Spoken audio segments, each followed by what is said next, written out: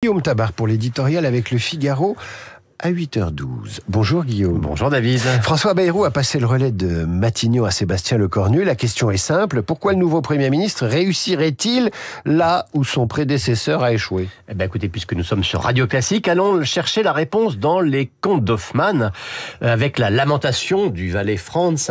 Chanter n'est pas commode, ce n'est pourtant pas la voix qui me fait défaut, je crois. Non, c'est la méthode, la méthode. Joli livret. Joli livret, oui. Mais avec mon rhume, j'ai pas voulu le chanter. Eh bien, Emmanuel Macron et Sébastien Lecornu en sont persuadés. Ce qui a manqué à François Bayrou, c'est la méthode. Alors, vous savez, c'est l'avantage des passations de pouvoir. Les erreurs des sortants nourrissent l'optimisme des entrants. Alors, faisons la liste.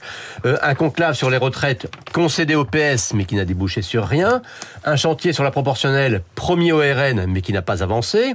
Des négociations sur le budget empêchées par un vote de confiance couperet.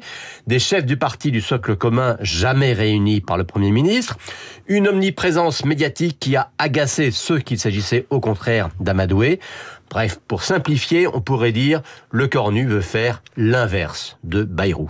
Faire l'inverse de son prédécesseur, ça ne dit pas positivement ni concrètement ce que le nouveau Premier ministre va faire. C'est vrai qu'il faut quand même aller un peu plus loin. Alors, dès hier, Sébastien Lecornu a commencé à rencontrer les formations politiques, mais il le dit explicitement, la priorité, c'est de consolider le socle commun avant de vouloir négocier avec les autres.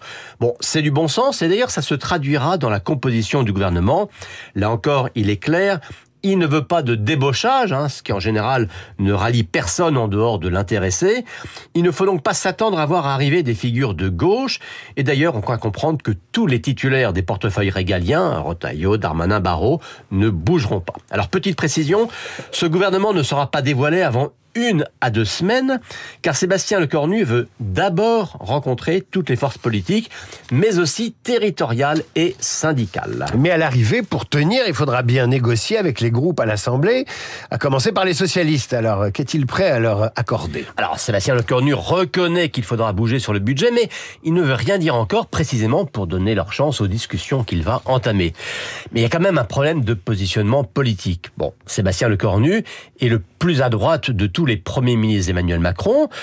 En plus, il a toujours eu des relations courtoises avec le RN, on le lui a même reproché, mais là, le chef de l'État a fermé catégoriquement la porte à tout dialogue avec le groupe de Marine Le Pen, et il demande à son Premier ministre de dialoguer avec la gauche, les socialistes, les écologistes, dont pourtant la moitié s'associe à LFI pour demander sa destitution, et même avec les communistes.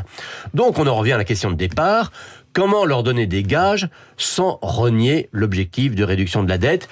Ça paraît impossible, même s'il y a déjà dans sa tête ses voies de passage. En tout cas, le coût sera très élevé, sans garantie de ne pas être censuré sur le budget.